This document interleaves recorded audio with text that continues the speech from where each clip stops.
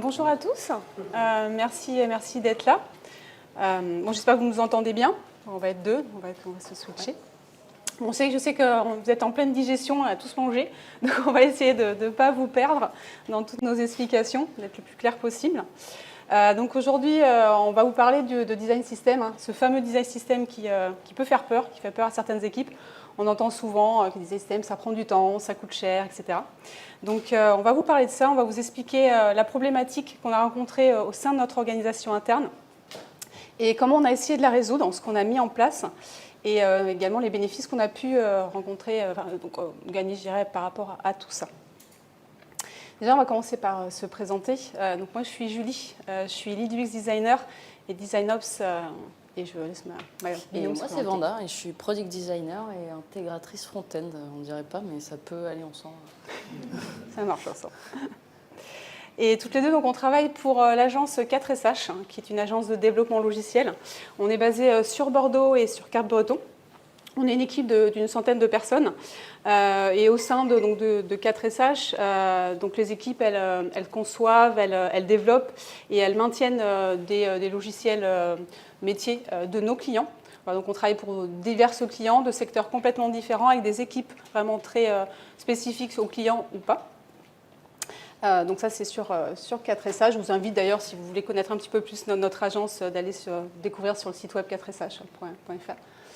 Et au sein de 4SH, donc, on est composé d'une équipe tech très structurée qui est composée donc, de développeurs. Vous allez retrouver le front, le back, le DevOps et également tout ce qui est expert produit. Donc là, c'est assez classique également où vous avez des product managers, des product owners, des UX designers, des product designers, le responsable marketing qu'on embarque aussi dans le côté produit, bien sûr. Et autour de ça, tout ce qui est transverse, la direction et autres, qu'on n'a pas forcément spécifié ici, mais bien sûr qui font partie de l'équipe. Et donc au sein de notre organisation 4SH et au sein de cette équipe, on a rencontré des difficultés pour mettre en place les design systems. Encore une fois, 4SH, on a des équipes différentes qui travaillent sur des projets complètement différents, donc qui ont des besoins spécifiques, des budgets complètement différents également. Et on rencontrait des difficultés pour mettre en place ces design systems d'un point de vue purement budgétaire, où on avait des blocages, ça coûte trop cher, ou bien tout simplement ça prend trop de temps, on ne sait pas comment faire, on ne sait pas comment le prendre. Et cette coordination, à partir de ce constat-là de coordination complexe, on s'est regroupé en un petit groupe de designers. On a la chance chez 4SH d'avoir du temps de hors-prod qui nous permet de travailler tous ensemble. Et au sein de cette équipe designer, on remercie également, au passage, je remercie Robin qui doit nous regarder de Cap-Breton qui nous a énormément aidé sur cette conception-là. Mais en tout cas, au sein de ce petit groupe, on a travaillé sur des sessions et on a pu relever, je vais vous expliquer, des différentes problématiques. Je pense que ça parle à tout le monde. Vous allez rigoler, sans doute, certains designers vont se reconnaître dans tout ça. Mais le premier point commun, c'est le côté visuel. Quand il n'y a pas de design system en place, on a des problèmes, souvent d'erreurs de conception. Vous avez des couleurs qui sont différentes, vous avez des marges qui sont différentes, vous avez un icône qui va se retrouver un coup à droite, un coup à gauche. Donc là, c'est côté designer ou même purement UX on va interpeller, on a des interactions aussi qui sont différentes. Voilà, donc ça crée des incohérences visuelles et fonctionnelles qui en découlent. Ça, c'est le premier point que l'on voit en premier. On a rencontré également en problématiques les plus courantes, on a de nombreux allers-retours entre les équipes. Tout à l'heure, on parlait du PM, du PO, et du product designer. Le product designer a également la casquette d'intégrateur, du développeur après par la suite. Dans cet écosystème-là, il y avait des échanges multiples par rapport aux exemples précédemment, on nous demande de modifier des marges, des choses très simples, ou de changer une couleur, mais ça peut être beaucoup plus complexe. Et donc, on perd du temps à adapter les écrans.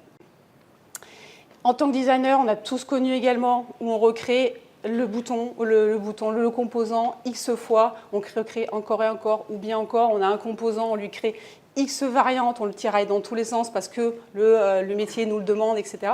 Et résultat, encore une fois, on a un risque d'expérience confuse parce que notre composant, s'il a trop de variantes, nous derrière, si on a un PO qui met à jour cet écran, il ne saura pas forcément quelle variante utiliser. Alors, il va avoir une logique par rapport à son métier, mais voilà, on a un risque de confusion derrière au niveau de l'expérience. Également, encore une fois, au sein de 4SH, On a des product owners, donc même tous les collaborateurs vont travailler sur des projets différents et on n'a aucun standard commun et partagé. Donc, ce qui veut dire qu'un product owner qui travaille sur un fichier d'un client et qui bascule sur un autre client, s'il n'a pas les mêmes codes, il y a un risque de confusion par rapport à ça. Donc, il perd du temps pour se remettre, pour retrouver ses petits. Et puis, tout simplement, on perd du temps quand on n'a pas de standard partagé. Donc ça a été un constat qui était très important pour nous. Et un point très important, c'est le manque d'uniformité entre Figma et le code. Nous, on travaille donc avec l'outil Figma pour concevoir nos interfaces. Et pas que d'ailleurs, on fait beaucoup de choses avec Figma. Et c'est vrai qu'on a constaté qu'il y avait énormément d'allers-retours, encore une fois, chronophages entre design et développement, de chercher, recréer, corriger. Et ça devenait dérangeant. Donc, une fois qu'on a identifié toutes ces problématiques, nous, on pensait initialement assez naïvement qu'on manquait de cohérence, hein, que ce soit visuelle, fonctionnelle. En fait, on manquait réellement de structure et on s'est mis en ordre de marche pour essayer de répondre à cette problématique-là. Et l'ordre de marche, c'est quoi? C'est qu'on s'est défini des objectifs, en premier lieu. Le premier objectif, c'était pour nous de définir un langage partagé. Encore une fois, entre le PO, le PM, le designer, le développeur, on voulait que tout le monde ait le même vocabulaire, les mêmes nomenclatures concrètement dans les projets et bien sûr d'autres choses que Vanda va vous expliquer tout à l'heure. Mais en tout cas, qu'on ait un langage partagé et commun pour que tout le monde puisse comprendre ce dont on a besoin. Ça, c'était le plus important pour nous. Et ensuite, dans la foulée, c'est de créer un socle structuré et évolutif. Structuré, tout simplement, parce qu'il soit capable d'encaisser les évolutions d'un produit. Et puis, également, pour qu'on gagne en autonomie des équipes derrière, s'il est structuré, que les gens qui l'aient documenté, derrière, on se pose moins de questions et tout le monde gagne du temps. Donc ça, c'était vraiment nos objectifs qui nous permettront d'apporter donc, cette base commune et cette fameuse souplesse, parce qu'encore une fois, on a des projets clients différents, on a absolument besoin que notre premier livrable puisse s'adapter à tous nos projets. Donc c'était le mot souplesse, c'était un mot qu'on a gardé en tête tout le long de notre travail. Comment on s'y est pris pour réaliser tout ça ? Donc encore une fois, on était un groupe de designers. On a travaillé en petits groupes au cours de sessions. On a une première phase d'exploration. Donc au cours de cette phase d'exploration, il y a une phase d'audit, de dire quel est un état des lieux de l'existant, quels sont les outils qu'on a en place et qu'est-ce qui existe sur le marché. Voilà, toute cette phase-là, on a pris du temps de recherche et de se poser des questions sur les fondations. Ensuite, on a une phase de conception. Encore une fois, cette phase de conception, ça a duré plusieurs mois de travail. Sur lequel on a défini et on a designé notre premier livrable. Là, le mot collaboration pour nous était important parce qu'encore une fois, on l'a construit au sein de ce qu'on appelle de communauté designer, et au sein de l'équipe design de 4SH. Tout le monde a mis sa pierre à l'édifice. Et une fois qu'on a conçu ces premiers fichiers, on les a testés. L'objectif, ce n'était pas de balancer vraiment on met en place notre design system et on l'utilise sur les projets sur les clients. Pas du tout. On a eu une phase de test interne. Cette phase de test interne, au départ, c'était sur des projets fictifs ou ensuite des petits projets moins risqués sur lesquels on savait qu'on avait plus la main et c'était plus facile de réagir et autour d'itération et de le faire évoluer très rapidement. C'est le moment aussi où on a récupéré énormément de feedback des développeurs, des PO pour pouvoir agrémenter et qu'on continue à construire notre premier livrable. Et une fois qu'on a passé ces trois phases-là, on a mis en place notre premier livrable. Et là, je laisse la main à ma binôme. Oui. Donc, suite à ces objectifs et à ces conclusions, on a matérialisé un petit peu tout ça. Vu qu'on travaille sur Figma, ce livrable, il est sur Figma. Et donc, c'est une sorte de starter pack, on va dire cette base commune-là, qu'on va venir après dupliquer dans chaque équipe produit. On va un petit peu décrire ce qui se passe dans ces fichiers. Le but, c'est d'avoir cette base commune-là et de voir dans quelle mesure on a pu le rendre flexible selon les équipes et selon les produits. Alors attention, accrochez-vous. Non, mais j'ai schématisé un petit peu ce qui allait se passer dans chaque fichier. Le tout premier, le fichier composant métier, donc c'est celui qui va porter le métier, mais pas que. C'est dans celui-là qu'on va retrouver tous les éléments du design system. On a un UI kit purement une librairie UI basée sur le reste de nos conceptions, mais c'est surtout des composants UI. Et enfin, un fichier de conception d'écran qui, lui, retranscrit tous nos prototypes animés à la fin. Enfin, le produit final est livrable au client. Donc, dans ce premier fichier composant métier, qui est un petit peu la source de vérité du design system, on va retrouver des collections de variables, dont des métriques. Ça va être toutes les unités utilisables dans une application pour gérer les espacements, les marges, les paddings, etc. On va retrouver tous les radius par défaut qui sont déjà préfaits. Bon, chaque projet peut les modifier, mais on va dire que ça, c'est un petit peu la collection qui ne va pas trop bouger en théorie, où ils peuvent utiliser, là, par exemple, des arrondis autour des cartes, et puis les bordures pour des bordures. Dans ces collections de variables, à part les métriques, on va retrouver tous les éléments de typographie, ceux qui nous servent du coup à déterminer tous les polices de caractères, de weight, qu'on pourra ajouter à des styles de texte et appliquer directement après sur les textes. On retrouve aussi une collection qui est en lien avec le responsive. Donc là, on va gérer des modes selon si on est en desktop, en tablette ou en mobile. Tout ça, c'est quelque chose qu'on propose dans ce pack de base et que chacun peut utiliser ou non. S'il y a un projet qui n'est que sur desktop, il se contentera du mode desktop, mais on prédéfinit par exemple des variables qui permettent de déterminer la hauteur, la largeur d'un écran, l'espacement par défaut dans nos applications, et puis la taille des composants. Ma hauteur de bouton par défaut en desktop, elle sera de 44 pixels, etc., etc. Et ces modes sont optionnels selon les projets. Et ça, c'est les trois collections, on va dire, les plus classiques qui, on va dire, seront un peu communes partout. Et ensuite, on retrouve la collection des primitives. C'est toutes les couleurs liées à la marque, ou en tout cas au produit pour lequel on design tout ça.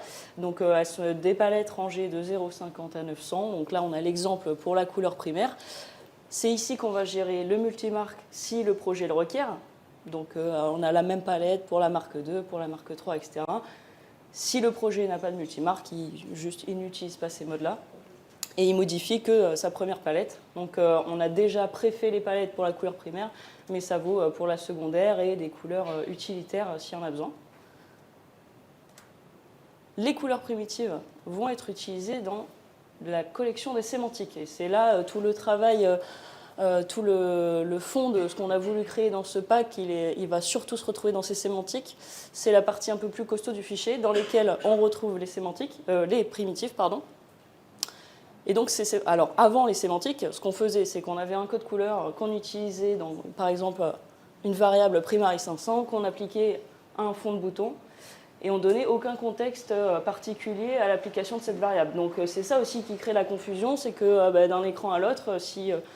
celui qui conçoit a envie de mettre la primary 400, c'est son problème. Et du coup, ça crée des designs applicatifs différents au sein d'un même produit. Donc, ce qu'on vient rajouter entre les deux, c'est le token sémantique, qui est composé d'une façon très barbare, et vous allez vite comprendre ce que ça veut dire.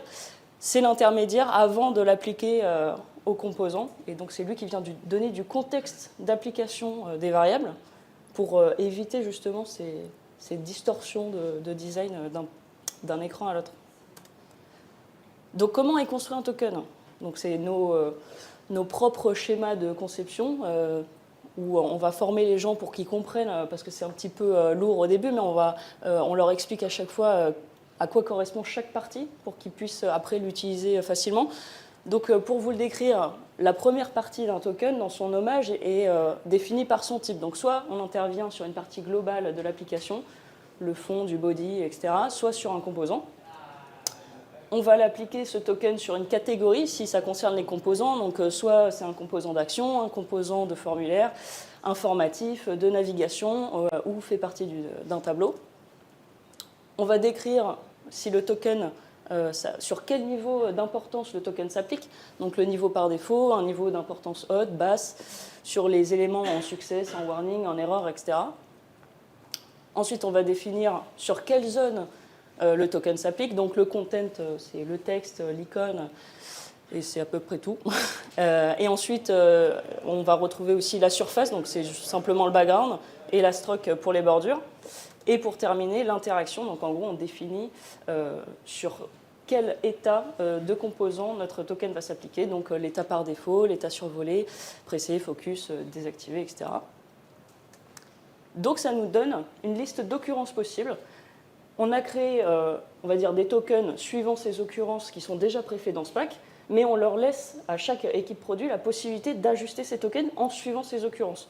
Donc nous, on aurait peut-être déjà créé component action high surface default. On verra après dans quelle mesure il s'applique concrètement.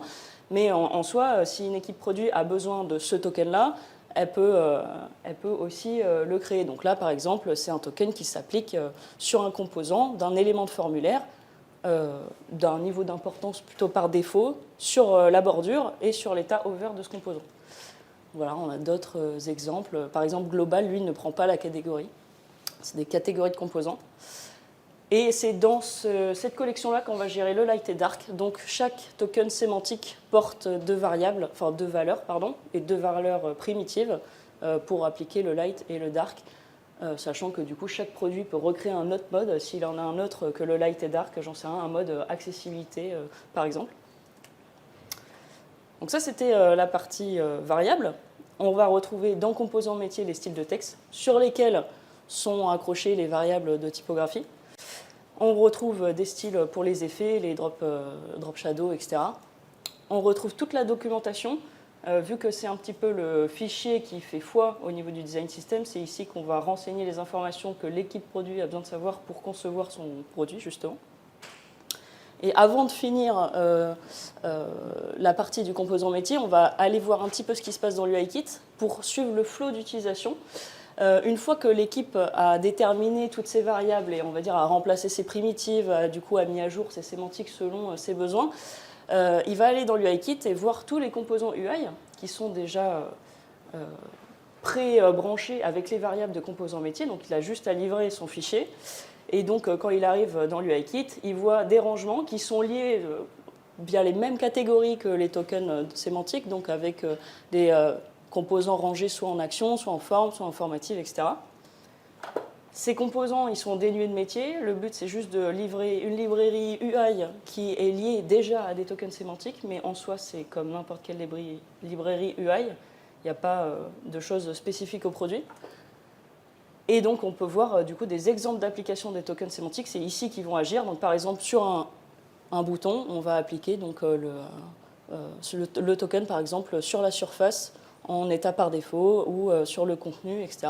Et pareil, pour les éléments de formulaire, là, ici, on agit sur un élément de haute importance et en low, on agit sur un élément de faible importance, donc le placeholder, par exemple.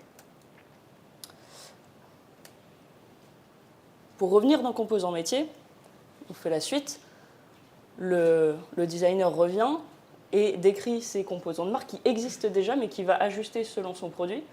Il y a déjà un composant pré-branché selon la marque s'il gère le multimarque et lié aux primitives s'il a besoin. On a déjà un composant d'icône pré-ajouté. Pareil, il est modifiable. Là aussi, on ajoute de la souplesse. S'il veut utiliser, on met font awesome. S'il veut utiliser notre librairie, il peut. Mais le pack comprend déjà un composant. Et un composant pré-branché pour les illustrations s'il y a besoin pour le multimarque. Dans les composants, évidemment, sans surprise, on retrouve des composants métiers, du coup. Composants métiers dans lesquels on vient importer les composants UI, sur lesquels on avait déjà relié les tokens sémantiques. Donc, comment ça se passe? On arrive dans composants métiers. C'est ici qu'on va importer les composants UI. Donc, par exemple, je veux créer un composant de sélection d'un métier. Par exemple, mon rôle, c'est Product Designer, et je veux sélectionner, je ne sais pas, Lead, UX, etc. Donc, je viens importer mon UI-select, qui est juste un champ de sélection. Je l'encapsule dans un composant métier que je viens nommer comme le nom de mon projet, tirer l'intérêt de ce composant, donc role select. Et ensuite, je lui ajoute cette couche métier. Donc, je change le label et je lui donne une liste d'items liés à ce métier-là. Donc ça, c'est toute la partie composant métier qui vient porter toutes les règles métiers de l'application. Et ensuite, dans conception écran, on retrouve les wireframes et les maquettes prototypées dans lesquelles on vient importer les composants métiers. Donc l'intérêt, c'est qu'on ne retrouve pas des composants du UIKit dénués de métier, du coup, et qui vont créer de l'incohérence dans les maquettes. Donc là, si on reprend notre exemple, en fait, on vient juste importer l'instance de project name-role select dans un écran, par exemple, ma feature numéro 1.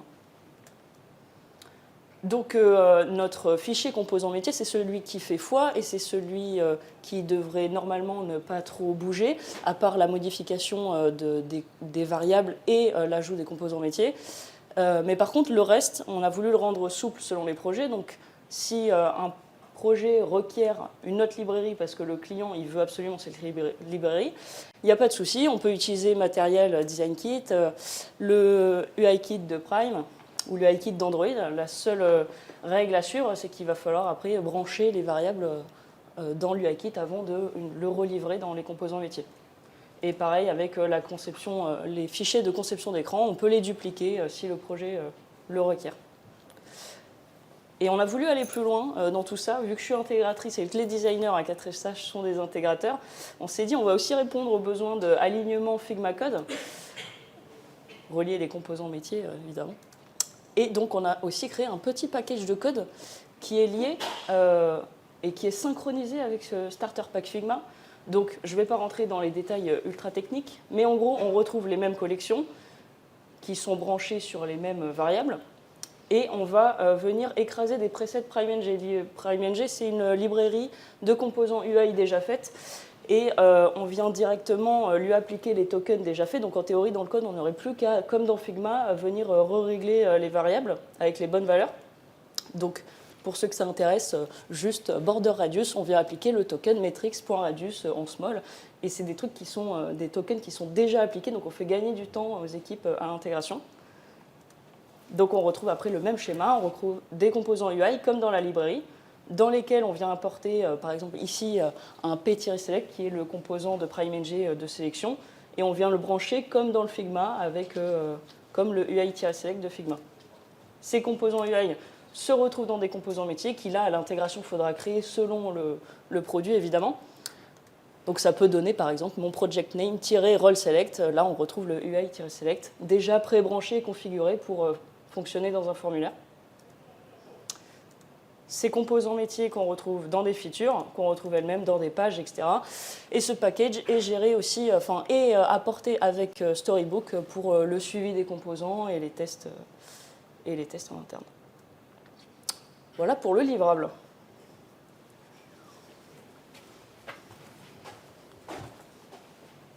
Ça va, on ne vous a pas trop perdu, c'est bon. Toujours en pleine digestion, ça va mieux. Un petit café, non? Une fois qu'on a mis en place notre starter pack, là, on va vous expliquer aussi les difficultés qu'on a pu rencontrer lors de cette mise en place, les solutions qu'on a pu apporter, et bien sûr les bénéfices de tout ça. Donc, au niveau des difficultés qu'on a pu rencontrer, déjà la première, ça a été durant la phase de conception. Effectivement, Vandal a bien appuyé sur la problématique des tokens sémantiques, parce que c'est vraiment le point fort de notre composant métier. Et pour créer ces tokens sémantiques, parce que notre objectif, nous, on voulait vraiment établir un socle vraiment sans rigidifier. Donc il y a eu une grosse réflexion autour de ça. Et donc notre solution a été de créer ses propres occurrences, comme elle vous a expliqué tout à l'heure, où vous allez retrouver dans les variables, dans les tokens, de pouvoir créer autant d'occurrences que l'on veut suivant le projet. On a une base en fait qui va servir à tous les projets, mais voilà, chaque projet peut s'adapter suivant son besoin. Ce qui permet d'avoir cette souplesse au niveau des tokens. La deuxième difficulté qu'on a pu rencontrer, c'est lors de la création des composants métiers. Encore une fois, là, il y a énormément d'échanges. On souhaite ces échanges entre designers, entre design et développement. Mais bien sûr, il y a une granularité qui est différente entre les deux. Et lors de la création des composants sous Figma et des composants qui sont ensuite intégrés, on avait toujours beaucoup d'échanges, comme je vous l'ai dit précédemment, des difficultés. Donc, lors de nos tests, on a impliqué les développeurs très tôt dès la conception des composants métiers afin que tout le monde soit aligné sur les mêmes besoins. On nomme de la même façon, on le construit de la même façon, on comprend l'usage, les interactions et on gagne du temps. Et le dernier point, c'était durant la conception, donc plus en tant que designer et PO également chez nous au sein de 4SH. il peut y avoir beaucoup d'allers-retours entre ces fichiers de conception et notre fameux design system. Et pour solutionner ça, eh bien, en fait, il faut absolument, là ça fait une des solutions, mais de cartographier les user flows. Un user flow, pour vous rappeler, ce sont des étapes que va suivre un utilisateur pour réaliser une tâche. Mais en fait, il faut absolument passer par une phase d'idéation. Tout projet a besoin de ces phases d'idéation et la cartographie des user flows en fait partie. Mais en tout cas, quand on prend le temps d'identifier les parcours, de poser des mock-ups, des wireframes, automatiquement, on anticipe tous ces besoins. Et dès qu'on arrive en phase de conception, en phase de prototypage, on a déjà en tête à quoi va ressembler l'écran, quels sont les layouts et quels sont les composants dont on a besoin. Et on a beaucoup moins d'allers-retours puisqu'on va plus rapidement aller dans le fichier de conception de composants métiers, puis de conception pour monter nos maquettes. Donc ça, c'est très important de continuer à avoir cette phase d'idéation. C'est vrai que souvent dans les projets, elle est un petit peu squeezée, alors qu'elle est très importante pour le reste. Voilà, par rapport à ça. Et bien sûr, là, notre starter pack, donc on l'a mis en place depuis plusieurs mois maintenant. Donc on aura déjà des bénéfices par rapport à tout ça au sein des équipes. Alors, on récupère du feedback régulier. Puis nous, en tant que designer, surtout, là, on l'a testé pas mal sur des petits projets, des projets un petit peu plus gros. Donc ça nous permet de voir les résultats. Et par rapport aux objectifs qu'on avait identifiés, ce qu'on peut voir déjà très rapidement, c'est qu'on gagne du temps entre chaque itération. On a une maintenance qui est simplifiée. Voilà, nous, on a des projets qui sont en maintenance, qui évoluent. Et c'est vrai que le fait de mettre en place, on le sait tous, un design system qui est structuré, on gagne du temps et pour mettre en place, pour faire évoluer notre produit. Et on a une cohérence qui est garantie également, puisque une fois qu'on a un composant, on ne se pose plus la question de est-ce que mon icône est à droite, à gauche. Bon, là, c'est très simplifié, mais voilà, des choses comme ça, ou quelle interaction on attend derrière. Donc, déjà, on voit ce premier bénéfice en mettant en place notre produit. Le deuxième, c'est qu'en ayant ce socle qui est prêt à l'emploi, encore une fois, on gagne en autonomie des équipes et on a des projets qui vont être lancés plus rapidement. Voilà, on a un nouveau projet, on sait qu'on a besoin de mettre en place un design system parce que pour nous, on veut absolument que nos projets, en tant que designer, on a besoin que ces projets démarrent avec un design system structuré et propre pour toute l'évolution du projet. Parce que souvent, on va entendre non, on n'a pas le temps maintenant, c'est des MVP, etc., on le fera plus tard. Non. Si vous mettez les bases dès le début, vous assurez que votre produit va évoluer correctement et dans le bon sens. Dans tous les cas, vous allez prendre le temps au départ, mais vous allez le gagner par la suite. Donc c'est vrai que ce qu'on a vu tout de suite, c'est un déploiement fluide, parce que notre starter pack, il est prêt. On sait comment l'utiliser, les équipes sont formées, on a pris le temps de former les designers. Alors c'est encore en cours, encore une fois, ça fait plusieurs mois qu'on travaille dessus, mais il y a encore des designers qui sont en formation. Les product owners également prennent en main les fichiers petit à petit, et pour aligner toutes les méthodes. Et encore une fois, ces méthodes, on réitère dessus, donc on le fait évoluer, on avance. Mais on voit tout de suite l'intérêt on le lance rapidement et les équipes sont autonomes. Parce que pour nous, c'est hyper important que chacun puisse soit autonome sur son projet. Et ensuite, le point qui était important par rapport à double casquette aussi également, mais pas que, mais c'est l'alignement Figma Code, où on s'est aperçu que, en mettant en place ce starter pack, les premiers retours qu'on a, c'est qu'on gagne, on a une synergie qui est renforcée, on a plus de rapidité d'intégration, et du coup, on a moins de réunions, automatiquement, moins d'échanges, et on est gagnant sur tout ça. Ouais, c'était vraiment les 3 points sur lesquels on voulait appuyer. Vous pouvez retrouver, c'était nos objectifs de départ sur lesquels on voit que, on check. Et le petit dernier, c'est gagner en souplesse parce que automatiquement, par rapport à tout ce qu'on vous a expliqué, on permet à un projet d'avoir du multimarque, du mode, d'une librairie externe, du responsive. On a cette souplesse et cette liberté de s'adapter à tous nos projets. Parce qu'encore une fois, on travaille avec des clients complètement différents, des besoins différents. Et surtout sans brider la créativité parce que nous, on est des designers, on est des créas. Et on a besoin de garder cette liberté de créativité par rapport à ça.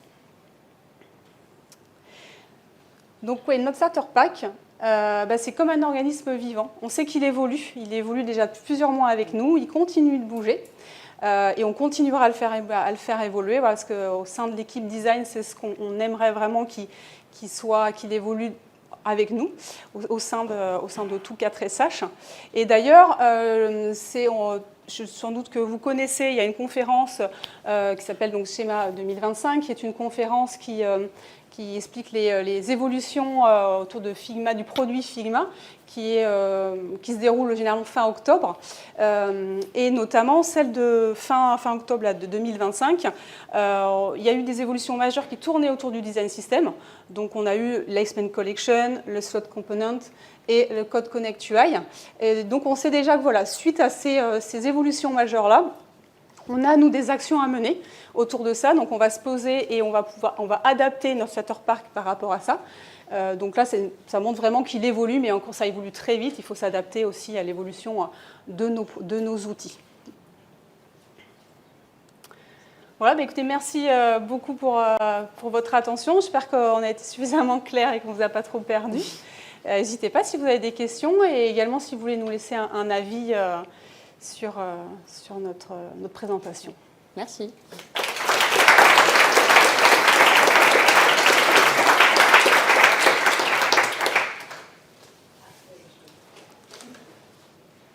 Bonjour, merci. Bonjour. Bon, merci beaucoup pour la présentation, très intéressant. Comment vous gérez, si vous faites une modification dans votre design system sur un projet qui est déjà existant, vous le prenez en compte ou c'est que sur les nouveaux projets qui partiront avec ces nouvelles modifications? Il y a quelque chose qui a déjà été développé et qu'il faut le modifier? Pour le moment, effectivement, on l'a mis en place sur des nouveaux projets, sur des refontes. Et une fois sur des projets existants, s'il y a déjà un design system en place, on ne l'a pas encore fait, mais on va le changer tout simplement, on va rebriquer. Mais pour l'instant, c'était vraiment sur de la refonte et du nouveau projet. D'accord, merci. Merci pour la presse, c'était vachement intéressant. Juste, je ne sais pas quel est exactement votre contexte d'entreprise. Moi, ce que j'ai pu voir, c'est aussi souvent des designers qui sont peut-être pas forcément dans les équipes, plutôt en transverse, et du coup, plutôt le PM-PO avec les devs qui communiquent entre eux, et PM-PO qui communiquent avec le design, et pas forcément beaucoup d'échanges, ce qui fait justement ce que vous décriviez un peu, beaucoup d'allers-retours. Et c'est pas forcément à 100% dans l'ADN de toutes les entreprises. Et du coup, ma question, c'est est-ce que vous avez rencontré ce genre d'écueils, de difficultés, de parties prenantes qui ne communiquent pas forcément entre elles? Et comment vous avez fait, peut-être via du sponsoring ou je ne sais pas, de la hiérarchie de la direction, pour justement en faire un sujet, pouvoir le porter jusqu'au bout et puis que ça devienne justement dans les pratiques, comme vous l'avez dit? Alors, c'est clairement un sujet qu'on essaye de porter via nos bras déjà, tout simplement nous. Juste entre Mais entre nous, on rencontre les mêmes difficultés concrètement, et puis en plus suivant les projets, mais on rencontre les mêmes difficultés. Après, là, on essaye quand même. Il y a un ADN très fort au niveau chez 4SH des développeurs, et c'est vrai qu'ils sont quand même embarqués régulièrement, donc on n'a pas trop cette problématique avec le développeur. On arrive à travailler avec lui et ne pas rester solo, surtout que le product designer est également intégrateur. Oui, donc du coup, on est déjà en lien avec eux. Donc en fait, vous êtes en lien régulier. Mais au final, la problématique, elle existe quand même un peu des deux côtés. Et c'est pour ça qu'on met ça en place. C'est qu'il y a aussi l'alignement Figma Code. En fait, on veut juste s'assurer que nous, ce qu'on a déterminé, être de bonnes pratiques et qui peuvent résoudre le plus de problèmes possible, et bien, on vous le donne, on vous accompagne, on le met en place. On suit quand même le projet. Mais les équipes, si elles sont formées avec ce socle commun-là, on se dit qu'elles pourront, en tout cas en autonomie, si ça arrive, moins se perdre qu'avant ce produit-là, quoi, en gros. Je ne sais pas si ça a répondu. Si je peux juste un tout petit complément, du coup, c'est en termes d'adoption, est-ce que vous avez eu beaucoup d'efforts d'évangélisation? Je pense notamment à des profils PMPO qui, en fait, viennent pas du produit, sont d'anciens business, ou à des devs qui peut-être étaient des devs back ou quoi, qui n'ont pas forcément d'appétence design. Ouais. Ou, voilà, de curiosité là-dessus. Est-ce que vous avez eu beaucoup d'efforts à fournir? Oui. Ouais. On est toujours dans l'effort, en fait. Le produit, il paraît déjà un peu complexe comme ça quand on s'y connaît pas, ou même quand on s'y connaît, j'en sais rien. Donc déjà, la première impression, c'est un petit peu oula, qu'est-ce qu'ils viennent faire? Et au final, on se rend compte qu'en leur expliquant, en les formant, en l'intégrant sur leur projet et en leur montrant les bénéfices, en fait, assez vite, ça se diffuse et finalement, ça s'adopte avec l'expérience, quoi.